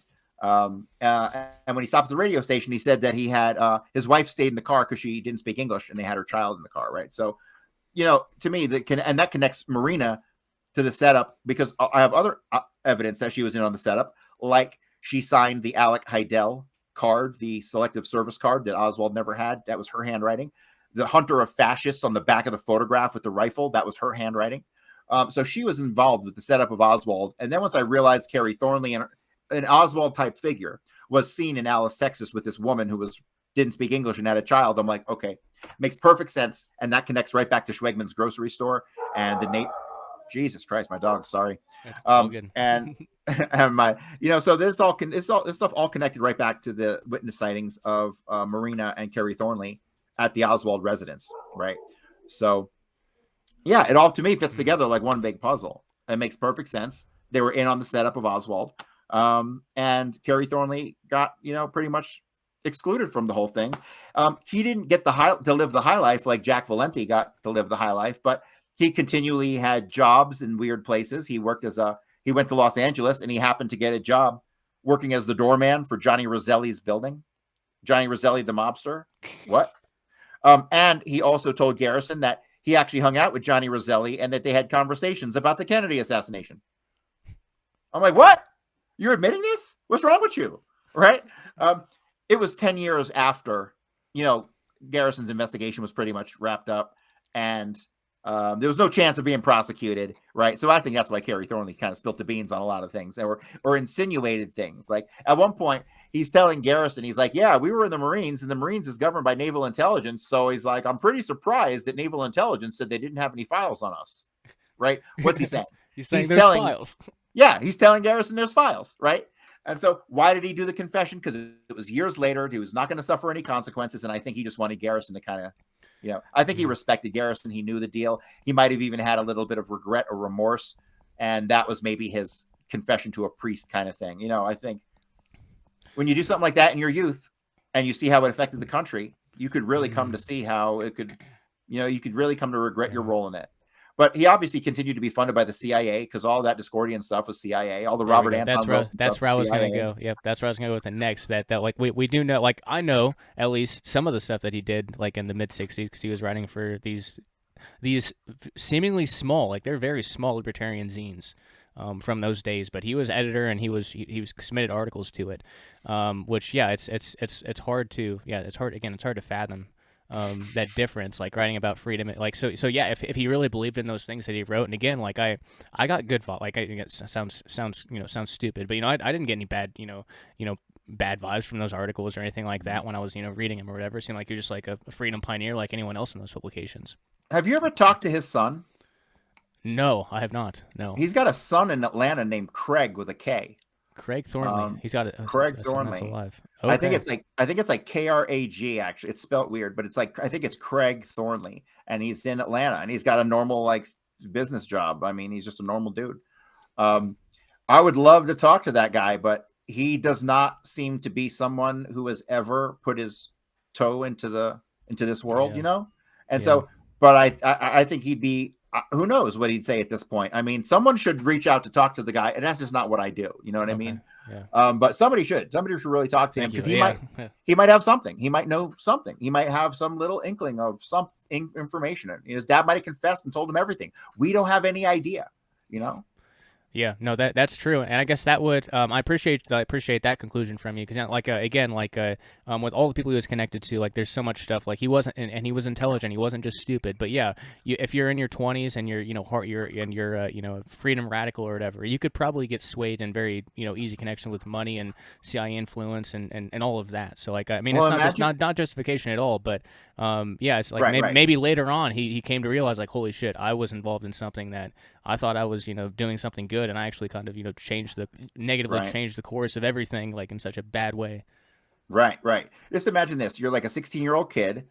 You win this Voice of Democracy contest, and you get recruited by whatever means, and they start to like, sell you. They sell you a story. Yeah, it's grooming that everyone talks about today. It's just a Right. different type of grooming. Yeah. And then part of that would probably had to have been he had to go through the Marines to get some formalized training, and then after that, what does he do? I mean, how much time from the time he gets out till the time he ends up in New Orleans? It's only like 3 months. So imagine this: you start as a 16-year-old kid, you start doing this, what you think you're going to be a spy, and you go to do all this Marine training. It's all exciting. It's all one continuous flow of events for you, really. This everything from being recruited at 16 all the way through up and ending up in New Orleans and this entire Kennedy assassination thing, and then being swept up into the whirlwind of investigation for years afterwards. I don't see that he had any kind of psychological or mental break from this, right?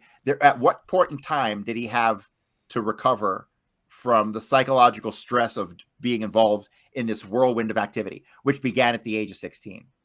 I don't see him as having any chance to have really had time to recuperate from that, because once the assassination was over, he was drawn into the whirlwind of subpoenas and Jim Garrison and that whole thing, which lasted until the early 70s. Right. So from 1955 through early 70s, 15, 16 years.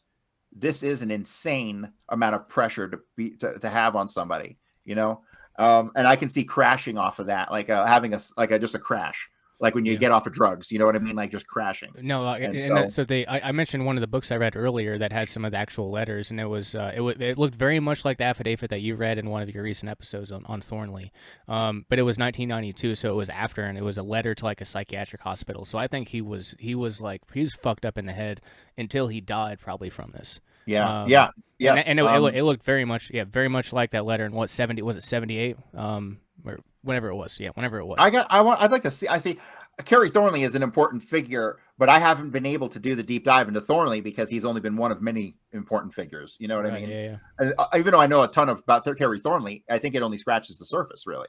I'd like to see some of that stuff and some of those letters, because at some point a book's going to have to be written on Thornley and his involvement and the path that led him there, because no one's ever done it.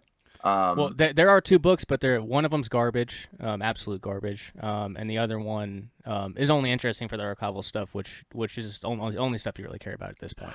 The Adam Gorightly stuff, I've been all through his website, and there's some good stuff on that website, but he's very much a Thornley apologist, and Thornley was an involved guy. His when he tries very hard to debunk the notion that Thornley had any contact with Douglas Jones. And that's clearly wrong, right? And so I just don't understand the guy's motivation, what makes him tick, why he's so into Thornley and as not an assassination person. It's strange. It's just really strange. Certainly. So, I guess just well, yeah. So we kind of already talked about the Discordianism. We talked about it in the first one. That's good enough there. But I guess just a more general question here that I've heard you talk about before. I know your focus is JFK, but this is also JFK research, or the connection that you made. But I guess so it ties to the MLK assassination. Was a relative of Jack Valente? Is that right? Could you talk a little bit about that? Yeah, so everyone's always wanted to know, is there a Raoul? Who's Raoul? There's even been books written on the identity of Raoul, saying he was like a truck driver and stuff. Like, I don't know where these people get this information from. So the biggest hint in the world as to who Raoul actually was came from James Earl Ray. And James Earl Ray ended up making numerous statements to people that the short tramp in Dealey Plaza was Raoul. And a lot of people, for many decades, that was kind of the people were kind of bickered over whether that was true or not. I didn't really know. And I absolutely 100% now believe that. And the reason I 100% now believe that is because not only the photographic evidence that he looks almost, you can tell that the pictures of the tramps were all tampered with. In one of the pictures of the short tramp, they even put a fake nose on him. I swear to God, it's not his nose. It's two different noses in two different pictures. It's crazy. But they tampered with all those pictures. And on top of that, all of the tramps, when you look at those photos, those guys are pros, because all in every picture, they knew they were being photographed, and they're like scrunching their faces. All pictures, they're all making these faces. They're like, you know, pushing their jaw out. They're scrunching up their eyes, like they're blocking the sun kind of thing. Like, you will not see a clear, well, you'll see very few clear pictures of the tramps. And so when I finally actually determined that the short tramp was a guy named Vincent Caltagirone Jr., I determined this through the Winterland Ice Arena, which is actually David Ferrier's alibi that he gave for why he couldn't have been involved with the Kennedy assassination, because he was out ice skating at this ice skating rink in Houston, right? I did the deepest dive in the world and completely unearthed all the secrets of the Winterland. And it turns out the woman who ran the Winterland, Mary Boots Roberts, she actually opened the Winterland with Lyndon Johnson. Lyndon Johnson owned the Winterland ice skating rink that David Ferrie used as an alibi. And the woman, Mary Boots Roberts, who opened it with Lyndon Johnson as the owner, and she was the tenant, she will end up on the record officially going to work for NASA on the Apollo and Gemini missions. But you can't find her name associated with the Apollo and Gemini missions at all, because she never went and worked there, because she's a spook. The Winterland ended up being a CIA front. Well, turns out her birth name, Mary Boots Roberts, her birth name was Caltagirone. And so I had already gone through Jack Valenti, and that name Caltagirone had popped up in my research already. And then it popped up again completely independently at the Winterland. And I was like, wait a minute. That's a very rare name. I had never heard that name before this. Yeah. And now I've got two of them.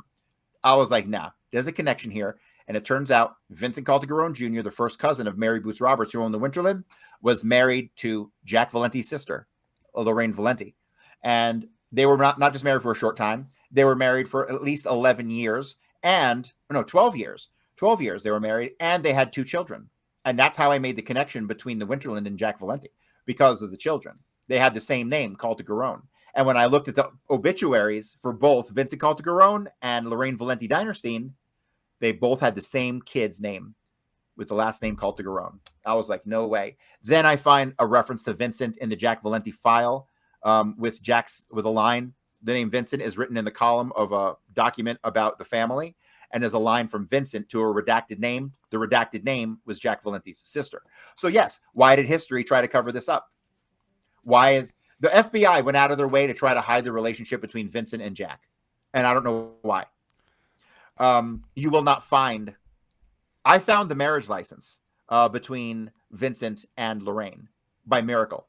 But you will not really find divorce papers. You won't find divorce records. You won't find anything like that. But the FBI references divorce records. So where the hell are these records, right? Why are they hiding Jack? Why are Jack Valenti's sister's divorce records classified? Why?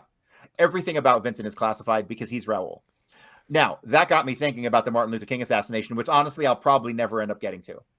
I just don't have enough time in my life. I mean, I've got at least 3 other books entirely on Kennedy. Yeah. But I'm leaning in the direction of Jack Valenti probably is the guy who shot Martin Luther King. And the only evidence I have for that is, number one, Raoul is his former brother-in-law, and Raoul was present in Dealey Plaza. And so that tells me he was most likely Jack's spotter. And so one thing I've learned about these guys is that when these hitmen guys, they usually work in pairs, like Lenny Patrick and Dave Yaris, and they stick together for life because they trust each other. And so I kind of assumed, I'd like to think that they stuck together for that one. And also, Jack Valenti was traveling. He was out of D.C. traveling at the time of the assassination of Martin Luther King. And an article about Martin Luther King, and he ended up writing and having published nationwide in every newspaper the next day an article about the life of Martin Luther King, which to me is almost like they do stuff like that so because it's hiding in plain sight is kind of how I look at it, you know? So just for the benefit of the listeners here, so Jack Valenti was his reward for he was one of the assassins, right? He was on the grassy knoll. That is my opinion. I believe the evidence is overwhelming. Yeah. Including the photographs of him on the Secret Service car with David Morales, the fact that he lied about where he was, the fact that his story contradicts all of the witnesses that he put as his alibi. They never mentioned him once. People come out of the woodwork trying to give him an alibi 20 years later. That doesn't make any sense to me either. Like everything surrounding him tells me he's a liar. He's never been who the world thought he was. And, Ryan Dawson, I love him to death. Like, he's my brother. I've known him for 11 years. He claims to have information on Valenti that way above and beyond what I have, and he won't kick it down. He won't share it at all. And so the implications here are astounding, considering his I think you've worded it like this was his reward for doing this was becoming the head of the Motion Picture Association of America, and then from like the 40s on, having basically influencing the entire culture of America and even worldwide. So the whole thing with the MPAA, and you have to understand the MPAA and what the real job of the MPAA was. It was a CIA front organization, and it was a censorship organization. Jack Valenti created the movie rating system, and the reason that they created the movie rating system was because back in, when was it, 1967 or 68, when it was created, it was meant to censor. If you had an R rating, you were not allowed to advertise on television. And you were basically, your movie was pretty much tanked if you had an R rating in those early days. It was a censorship mechanism. The rating system was meant to censor movies. That was basically it. Things they didn't like about it. Hey, we need you to cut this out, or we're going to give you an R rating. That's what they would do. And so Jack Valenti was the head of the censorship industrial complex for 40 years. On top of that, he was on the board of directors of the Recording Industry Association of America, along with Charles Bronfman. The Recording Industry Association of America. That's it. Yeah, this takes us to other areas, but yeah. Yep, that totally can. Yeah, then it just goes to show you that the recording industry was connected to all this stuff too. I mean, it's CIA shit. Every big industry, you cannot avoid it. Yeah, correct. And so the Recording Industry Association of America was directly the organization behind the PMRC. I don't know if you're old enough to remember the PMRC, but in the 80s, the PMRC came out, and they're the ones who made you get the parental advisory sticker on the record. Content thing. Okay, yeah, yes. Okay, fair enough. That did not exist until the PMRC, and the PMRC was backed by the RIAA, which Jack Valenti was a primary board member of. So Jack Valenti has been involved in, that was his job. He was the censorship guy. That was his whole role. And I also believe he was an assassin, killing people around the world because of his travels under the cover of the MPAA. I believe that 100%. And people can think I'm fucking crazy for that. I don't really care. I believe it because I've seen the depths to which our government will do. I've seen the level of tradecraft they implement in everything they do. I've seen the double, triple whammy. I will never, unless I see, unless you can show me some convincing evidence to the contrary, that's going to be my conclusion. Yeah. Yeah, and I guess that is so we'll wrap up here shortly. But I guess there's a couple other things. But yeah, you mentioned the CIA spycraft and tradecraft. I'd be and like we talked about the identity transfer operations, using the same names in different cities. This is relevant to so like Vonu is based around security, culture, and privacy. So pseudonyms are encouraged. And I understand why. I understand why now. Like the biggest assassinations in history are based, like, obfuscation is like the way to protect yourself, whether you're doing it in a negative way like we're talking about this evening, or in like a positive way like trying to hide yourself from the surveillance state or whatever. Right. So I guess could you speak to the CIA spycraft and tradecraft of the 20th century, things that you've read? I think you've read a book on it, you've talked about it, but kind of what you've learned about kind of, I guess, some of the tactics and lessons you've learned from them. Yeah, sure. So like they a lot of their, well, it's all about plausible deniability. I mean, that is the name of the game. The only reason spycraft exists at all is so you can maintain plausible deniability. It wasn't us, right? It's just a guy 6 levels connected to somebody else but it's really us. You know what I mean? Like, so they need these obfuscation layers. They need these obfuscation layers to maintain plausible deniability, so they can say, we don't know what you're talking about. We didn't do it. Right. So, we fund Al-Qaeda, and then Al-Qaeda goes and does terrorist attacks. And they're like, well, we don't know what you're talking about. It was Al-Qaeda did it. Right. It's plausible deniability. Yep. That's always the thing. And the body double stuff, and all the tradecraft stuff. See, in the 20th century with this digital age, I don't really know what they're doing these days. I mean, I know they still do body double stuff. They're always going to do that because it's an easy way to pull off tradecraft. But I don't really understand how the modern intelligence apparatus works, because if people who were involved in intelligence back in the 50s and 60s were to see the level of things that were released on social media in real time today that the intelligence community has to deal with and mop up, they'd freak out. They would lose their mind. Like in the 50s and 60s, it was easy to contain information, and it was definitely easy to kill people if they were a risk. Today, dude, somebody stubs their toe and it was the CIA. You know what I mean? So yeah. It's like, I don't understand how they operate today in the information age, the digital age, because they're putting out their propaganda and it's getting debunked in real fucking time. Yeah, by degenerates on 4chan. Yeah. Degenerates, yeah. Total degenerates are debunking the CIA in real time. It's unreal. Amazing. Yeah. It's totally amazing. And so I don't understand how intelligence operates today. I feel like they have to some degree been hobbled. And then I think about it and I'm like, they're spying on me right now. I'm like, what a boring fucking job that guy's got. Yeah. Like, my life is seriously, like, there ain't nothing in my computer. There ain't no secrets in my computer that I'm hiding. You know what I mean? No, it's not. It's all public information. Like, what the right? I mean, I want privacy, but like, even if they got all my stuff, they got nothing. I got nothing. You know what I mean? So it's a weird world we live in, and I don't even, like, so many times, like, I use VPNs and I try to use disposable emails for accounts. Dude, if they're who they profess to be, they know all that already, Yeah, if you're being, it's kind of the like the, I guess, the cypherpunk sort of trope is like it's not cypherpunk, but like my perspective is basically, if they're targeting you, you can't avoid it. And I think that they outsource all the constitutional violations are outsourced to Israel. I'm convinced of that 100%. They can't spy on their own people, but Israel can spy on us all day long, and then Israel can share that information with us. And I believe that's part of the arrangement. That's why Israel's so entrenched in our everything. We have a throw mama from the train relationship with them. I don't know if you remember that movie, but two guys meet on a train, and they both agree to kill each other's mother. Right? They're gonna kill somebody for the other person, right? Mm-hmm. And so to eliminate like any kind of evidence leading back to them. And it's called Throw Mama from the Train. Hilarious movie. And that's the relationship we have with Israel. We do for them and they do for us, because we can't the CIA technically can't violate our own laws, even though they've been doing it since day one. So they would have to outsource this stuff.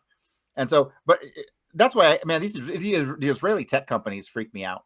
Well, yeah. Like, I mean, that stuff goes back pre 9/11, and pre 9/11. So yeah, it's hard. Like it's hard to fathom that the 20th century has been determined. Like basically, like it's been influenced in such a manner. Yeah. Yeah, the whole Israel thing is getting out of control. To the point they have to be doing what they're doing. That's actually kind of got to be like it is interesting though. Like there are a lot of folks on the right that are questioning Israel now, and there was something that happened recently. And again, like especially with this modern stuff, there's no effing way to prove. Like I remember with the Trump assassination, I had like folks on the UFO side, and I watched a video of of the UFO in the sky like right before. Like just altering the trajectory of the bullet by like 1/4 of an inch so it didn't kill him. So like you can't trust any. So like I'm kind of like I used to like with some of these other potential false flags or whatever. I'd look into them, but it's like now it's like there's no fucking point.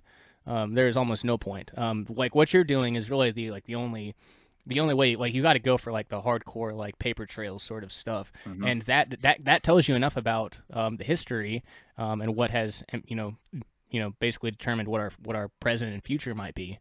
You learn that from history by studying history. So I think that's one of the most valuable things about your work that I took away from it is, you got to study like the entire 20th century and understand where the hell we are today and what. And so like when I look at these modern assassinations, and I don't really understand what's going on, and people are like, oh, they're fake or this and that, and honestly, I can't even make a judgment call one way or the other. Because when I look at the past assassinations and look at how they use patsies, the patsy would come in. Right. Let's use like the assassination of Anton Cermak. So you got like Zangara.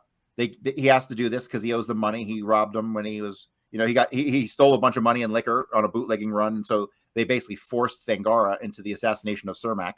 The mob did. And so he's there, he fires, and his gun was taken off of him was a 38. It ended up being a 45 that they dug out of Cermak. So what does that mean? He was the guy there to pull the trigger, but yet the bullet actually came from somewhere else, you know? And then it comes out later, Dave Yaris had sent 2 guys in police outfits, and one of them actually did the shooting. And so then I look at Kennedy, and I'm like, okay, you got a patsy who wasn't even in the damn building that day, and the shots came from like at least 5 or 6 different other places. All right, so that's somewhat of a pattern. It's definitely a patsy. In Zangara's case, he was there. In the case of Oswald, I'm telling you, he wasn't in the book depository. People are just now starting to actually look at this and consider it. But over the next couple of years, you're going to see this debate come to a head. But Oswald wasn't at the book depository. I put him in Fort Worth all morning, and William Seymour was working at the book depository as Oswald. And I got photographic evidence to back that up. And so these new ones, I just don't know, man. That guy Crooks, who was involved with the first one, I mean, he seemed like a real jerk off. Like, seriously, he didn't seem like that guy is not a CIA trained assassin, period. The idea that he could even pull off that shot. And that's another thing. I was a cop a long time. I have fired a ton of rifles. A 200-yard shot is not an easy shot. Even if you got a scope, no. It's not an easy shot. I mean, that takes training and practice, and you got to understand the wind, and you got to understand like how to set the scope. I mean, you have to know what you're doing to pull off a 200-yard shot. Anybody can go to the range and screw around for a couple hours and hit the target by mistake. You know what I mean? But to pull off a shot like that, and it appears, I looked at it today, his shirt, I looked at the video today, Charlie Kirk's shirt seems to get hit. His shirt does this. His shirt pops up in the air before the bullet hits him in the neck. So I don't know what that's about. Yeah. That was really weird. Like it's straight up, just like popped off his shirt like a couple inches, and then he gets hit in the neck. So I don't know if it like some people were saying that he might have been wearing a bulletproof vest and it hit the vest and then ricocheted upward. I don't know. They haven't released any data on that yet. And there's videos today saying there was shots from another angle, and it's like, well, I mean, I don't trust that. I don't trust that video on Twitter. Sorry. Well, see, fortunately, we got 1 shot and 1 injury. Unless we have 2 shots. Unless there's 2 shots, yeah. Unless we have the shot to the chest, which I was just talking about, and it hit a vest, and then he got the hit in the neck. But they would have been simultaneous. I don't know. See, here's the thing: we don't have any information. Yeah, it's all speculation. It's all speculation at this point. I find the fact that all these shooters are connected to trans in some way is strange. It almost seems like it's manufactured. Yeah. Regardless of who's in, so it's basically, I mean, Bill Cooper talked about, he was wrong about some of the other stuff, but in the 90s he's talking about like the future of America is civil war, right? And we're on the brink of that now. Whether it was the anti-gun stuff might not have worked, and they had to switch to something else, and it might be the transgender stuff that really sparks the shit off. Who knows? Yeah, the anti-gun stuff will never work. I mean, definitely not in America. Yeah, not America. Especially with like the Bruin decision in the Supreme Court, like where they had to base their decisions on historical precedent going back to 1791. I was like, yes, that's awesome. The Bruin pretty much, here's the thing, Bruin should pretty much throw out all gun regulation, period. But it hasn't yet. Because each individual aspect has to go up through the courts and then have Bruin shut it down at the end. Like, I don't think anybody should ever have to have a carry permit. That's the dumbest thing in the world. I'm going to let the government know I'm hiding a weapon on me. Fuck off. Yeah, exactly.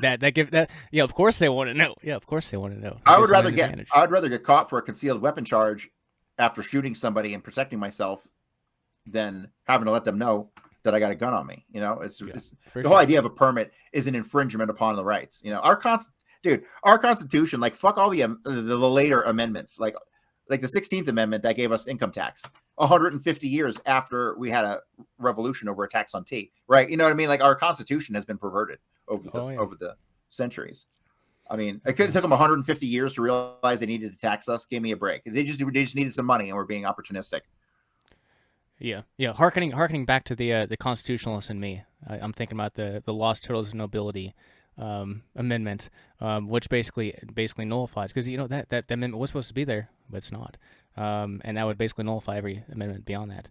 But anyway, we could go down constitutional rabbit holes all day. But the last thing I want to mention here, and it's more, it might just be entertainment purposes for you, and maybe just entertainment purposes for the audience. But another individual I came across. It wasn't Innovator, where Kerry Thornley was an editor too, but this was more like kind of late '60s, early '70s, and a lot of this came from VonuLife. And I came across this guy. I don't remember what his actual name was. Maybe he went by Paul Doerr. No, he actually went by his actual name in the publication, Paul Doerr. But I was reading through his submissions, and back in the 60s or 70s, like print space, ink was expensive. So like there were folks who would write in like incomplete sentences. And it wasn't because they were retarded. It was because they were trying to save money, whatever. Right. But this dude submitted so many articles and publication. This is huge. I mean, it's 8.5 by 11 books, 500 pages. This was a project like that, like size 8 font, that sort of thing. And he contributed a lot of articles. And over the course of reading his articles, I came to the conclusion that either he is like a full-fledged retard, or he's like a super high functioning autistic. And I came to these independently, and then I went to the great internet and tried to find out like Paul Doerr, like who the fuck is Paul Doerr? Well, Paul Doerr is since 2022 he is the best candidate for being the Zodiac Killer. And it makes it like you consider like the privacy, security, culture sort of stuff he talked about. It makes sense, but I'll read this paragraph or two. Is the evidence good? I haven't looked at it. I'm kind of curious. It is. No, it is. And it's good enough where his daughter even she was going for a libel charge when she read his book, but now she actually believes what the author said. So there was a guy came out with a book a long time ago, maybe 5-6 years ago, maybe longer. And it was a different take on it. And it was basically that one of the guys who was working in the coroner's office at where was this? Was this in California? Or was this California? Yeah, it was California. California. Yeah. One of the guys working in the coroner's office was like CIA, and like those ciphers were actually like sending covert messages to people in the CIA in Vietnam. Yeah, it was a really interesting take. So let me read this like couple paragraphs, and it's I haven't read his book yet. It's something I would love to read the book and interview the author, just because again, like stuff like Kerry Thornley, it's relevant for Vonu stuff, even if it's not self-liberation material. But, quote, in 2022, novelist Jarek Kobek published How to Find Zodiac, in which Kobek named Paul Doerr as a suspect. Doerr was a North Bay resident with a post office box in Vallejo, where the first murders took place. Born in 1927, Doerr's age in 1969, 42, as well as his height, 5'9", was consistent with witness estimates. He was an avid fanzine publisher and letter writer throughout the 60s and 70s, and many of his writings exhibit circumstantial parallels with the Zodiac. I read them, and before I even knew about this connection, it fucking sent something off in my brain. I knew this guy was a weirdo in bad ways. But anyway, getting back to the quote. For example, Doerr was interested in cryptography, and Doerr's own Tolkien fanzine, Habitalia, he published his cipher in 3 days after Zodiac sent the Z13 cipher. Kobek, in fact, argues that the solution to the Habitalia cipher is one of only 3 possible solutions to Z13. In Doerr's own fanzine, Pioneer, he references the same formula for an info bomb given later by the Zodiac, which Kobek argues was not widely known before the internet and the publication of the Anarchist Cookbook in 1971. And this is one of the ones that, this next one, that sent off a red flag to me immediately, before I knew any of this. In a letter to the N3F fanzine Tightbeam in 1970, Doerr advocated using solely 1-cent stamps in spite of the U.S. Post Office, a practice the Zodiac employed on some of his letters.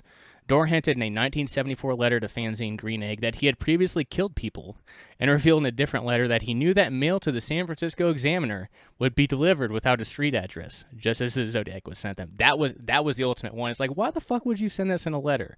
Like, who needs to know that you could send a letter to the San Francisco Examiner without a... Weird. Just alarm bells going off. Doerr's daughter read Kobek's book with the intent of suing for libel, but came away impressed with Kobek's research, adding in interviews that Doerr had at times become a violent and abusive father. Paul Haynes, a researcher for the HBO true crime documentary series I'll Be Gone in the Dark, called Doerr the best Zodiac suspect that's ever surfaced. And what I'll say for the Vonu Podcast folks listening here, like, obviously, we're about peace and voluntarism, and not about this, but like, it's with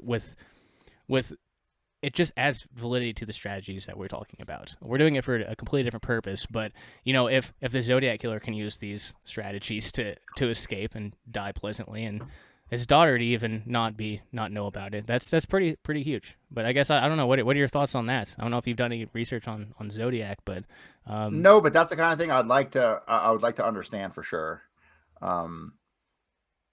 It's an interesting case. His MO was different each time. It kind of changed, and so they kind of thought it was different people. Some people still think it was different people. It's an interesting case. I can't help but think, does this guy have a military background? I don't think there's any. I don't think there's any military background. Because it seems like all these damn serial killers were in the army and attached to some weird psych unit at some point. Might be wrong. I don't know his entire history, but he was. What's his name? His name was Paul Doerr. You said Paul Doerr. Paul, normal spelling, Doerr, Doerr. Yeah, I'm not sure. He was one of those. He was interested in the science fiction, early science fiction stuff, which would tie more into like the, I don't know, like libertarian science fiction. Kind of speculated about that, especially with how much predictive programming seems to be in those books. But anyway.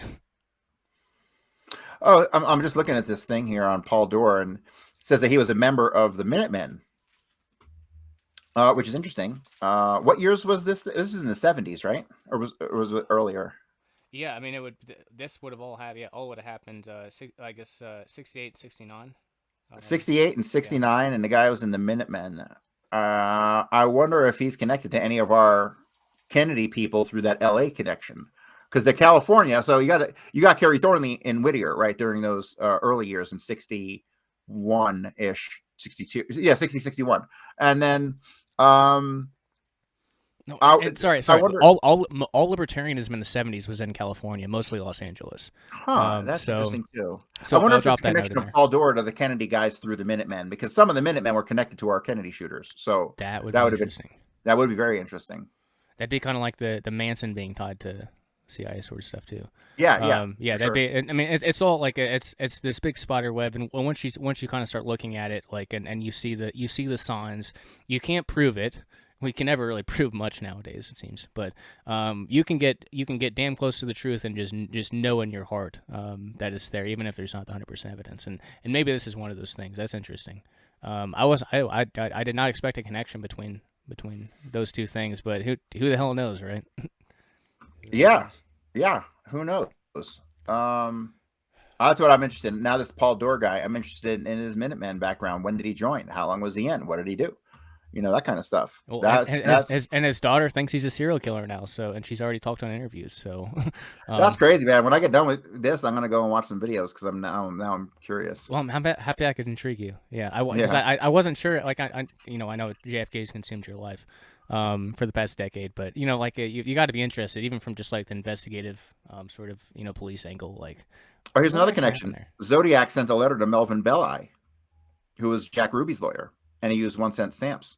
Why would Zodiac send a letter to Melvin Belli? Yeah, that's interesting. God damn it. Okay, shit. I didn't expect that. Mm-hmm. Yeah, I bet you we'll find another couple connections. Well, we can hang here for if you keep scrolling. Yeah, this is this is just a short list I got, but like just in the short list, seeing two potential connections to Kennedy is interesting. Cool. Yeah, and I mean, so I guess it's hard. Going back to getting back to. He was ex-military.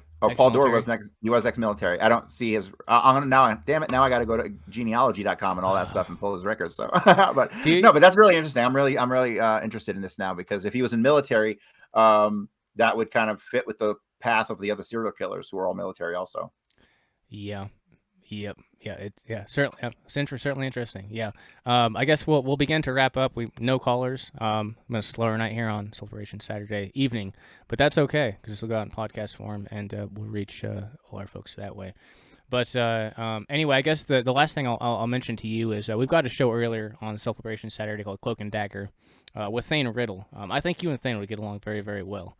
But he discusses privacy and security topics, and sometime I'd love to get you on to cover, even go more in depth maybe on kind of the Spycraft stuff, kind of the JFK assassination, Spycraft, tradecraft sort of angle. So there's an opportunity here for you on the PAZNIA network if you're willing and able. Sometime soon we can talk about that privately. Sure.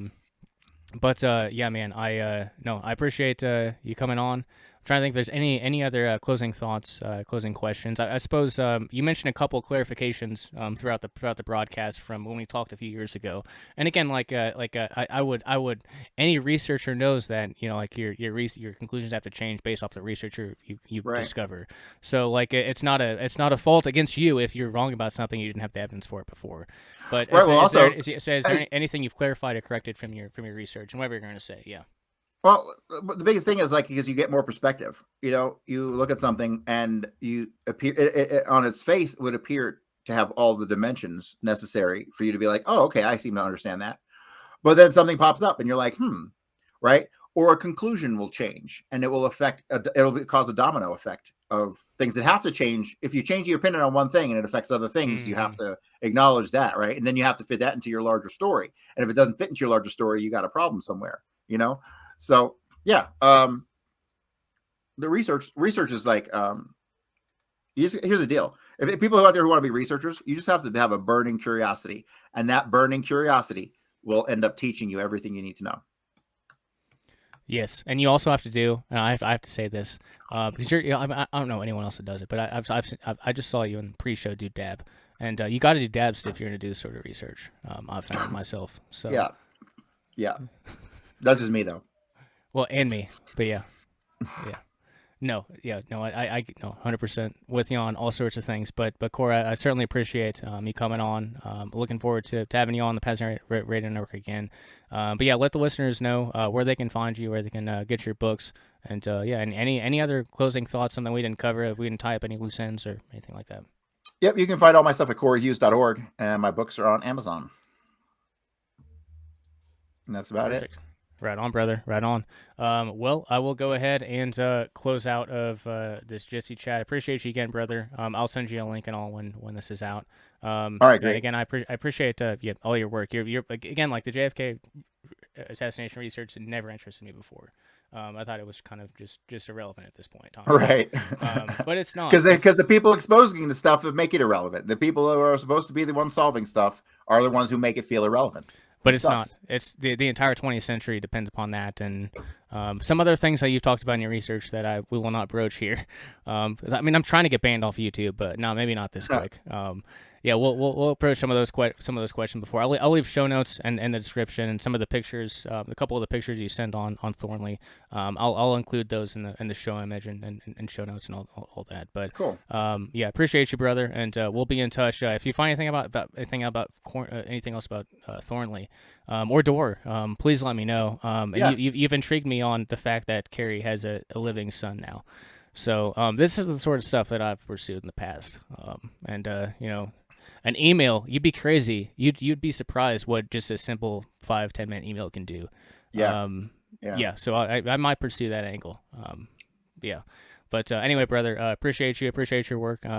Anything else before I let you go? Nope, that's it. All right. Cheers, brother. Have a good one. Talk to you soon. Yep. As for the rest of you tuning into the PAZNIA Radio Network, give me just a moment here to click over.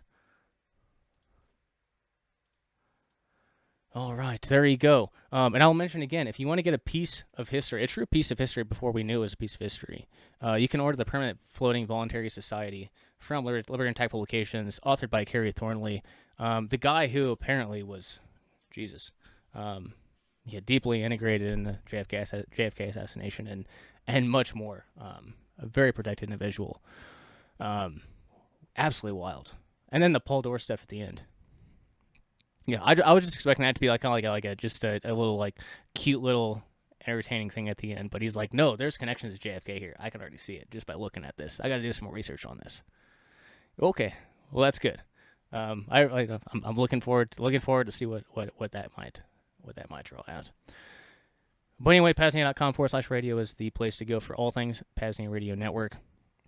Liberty and Type Publications is a place to go for all things LUA